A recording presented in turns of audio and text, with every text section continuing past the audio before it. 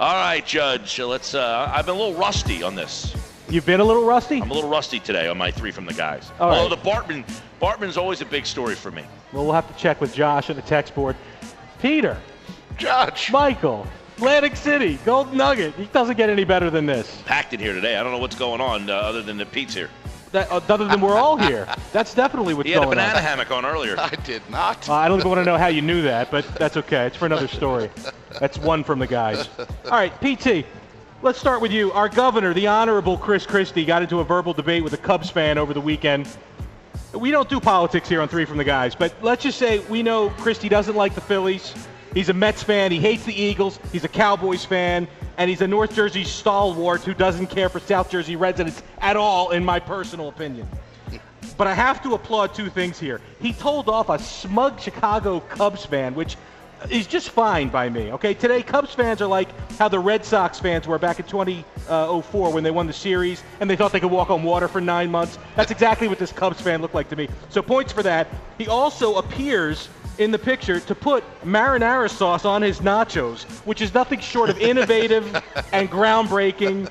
I have to applaud him for that. And he held them an inch accurate and an inch from his shirt without getting a speck of sauce on him. Every meal I eat, I end up wearing it on my shirt. I'm a messy eater, but the governor keeps it together. He's a lame duck, but you could put another 4-letter word beginning with D on there instead. There are children present.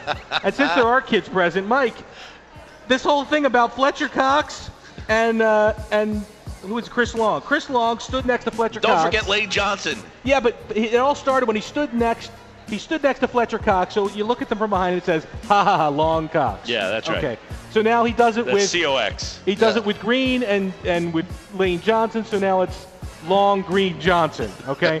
So what I'm saying is, was there a guy named Green in between there? Yeah, that wasn't the picture. Oh, I missed that. Well, when it's long and green, I hope you do miss it. So the Eagles are playing the Denver Broncos in November. Was that Mets guy's locker? Or is that Palecki? Yeah. That wasn't green. That was a little darker. Sorry about that. A little darker. They go bad after a while. Oh. So anyway, I say when they play the Denver Broncos in November, they get to incorporate not only Chris Long and Fletcher Cox, get their tight end Zach Ertz in on it, and then get the tight end from the Broncos. His name is Jake Butt. Have them all stand next to each other, and it spells out Long Cox Ertz Butt. Mic drop. Yep, there it is. So I was wondering how Zach Ertz was getting involved in this now story. you know. That's the only way. Now, Seagull almost got the Randy Johnson treatment when it flew in the path of a pitch by Tyler Duffy against the A's Chris Davis. It wasn't like the big unit bird, though, that happened. That bird was small, if you remember. It disintegrated on impact. I mean, there was like 3 feathers, and that was it. This was a giant seagull. I don't know how the pitch missed him. It looked like Sully Sullenberger was on the mound or something like that.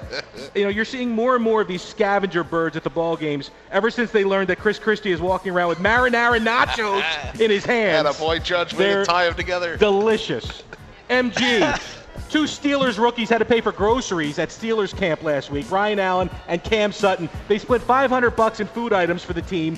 And I guess this is like the new hazing that they have at training camp. We've gotten so PC and sympathetic with players that now the only way that you can torment them legally is in their wallet.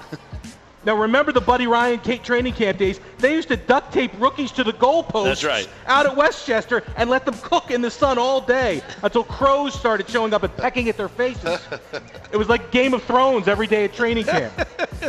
Now they just send you to Acme. They couldn't even make them buy tampons and Massengill products because then that would be sending the wrong message. These guys are going to get cut in 2 weeks anyway, so this is a good experience. Their next job is going to be a double bagger in the express lane. Peter. Paper plastic.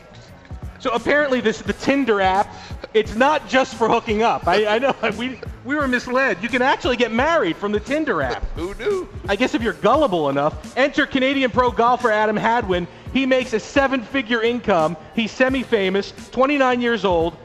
Yeah, this guy needs all the digital help he can get, right, folks?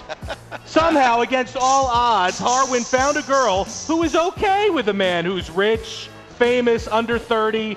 This guy swiped right and sliced his shot right into the woods. Finding a wife on Tinder is like calling up Uber and then buying one of their cars.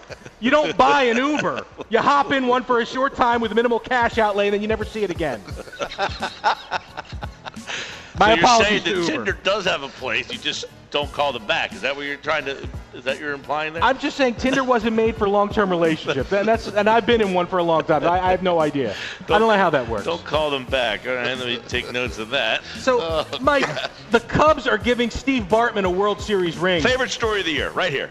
Although, the Cubs fans should be. Since 2003, they've treated this guy like a complete second-class citizen. And no one ever says, oh, those Cubs fans are jerks. Mike, he interfered with a foul ball. He is a second-class citizen. There's a problem with this. I think it's stupid to give Steve Bartman a World Series ring. And I know the inspiration for this. The Red Sox gave Bill Buckner a ring in 2004 when they won the World Series. Why? Because he screwed up the '86 World Series. But this is different, okay? First, it was the NLCS, okay? Not the World Series. The Bartman interfered with Moises Alou in 2003, okay? If Bartman did nothing in Game 6 in the ALCS and the Cubs won, they still would have lost to the Yankees in the World Series. He didn't do anything. And you're encouraging fans now to do stupid things because they might get rewarded for it in 10 years. And that is the way the Cubs didn't win a series for over a century anyway. Guys, we're at the end of 3 from the guys. Great stories all around.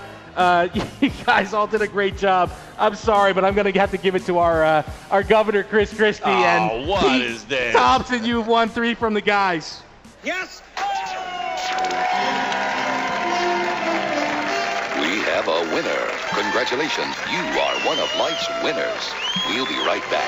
Who says an 18% success rate, approval rating of 18% doesn't I'm spell shocked by this vibes. rolling today. I really thought that long, green, never mind. All right, Sports Bash Live, 97.3 ESPN. Good job, Judge. Judge. Thanks, guys. We'll be back tomorrow with another edition of 3 from the guys. You can tell us which stories you like the best and why. Today, Josh has got the text board back at the studio, 609-403-0973.